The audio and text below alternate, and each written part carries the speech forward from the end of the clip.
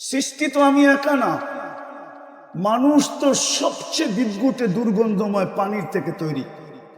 কোরআন দিতেছি, কোরআন সমগ্র সৃষ্টির ব্যাপারে আল্লাহ বলতেছে ওয়া মিনাল মাই কুল্লু শাইইন হাই, পানির থেকে আমি সমগ্র জিনিসকে অস্তিত্ব দিছি।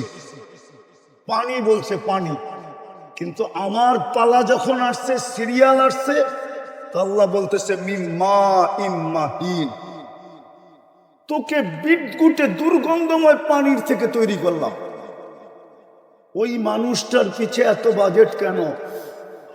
ফেরেশতা তো নূরের তৈরি, ওলামা ওলামা ওলামাই ওলামা, প্রোগ্রামটাও ওলামাদের।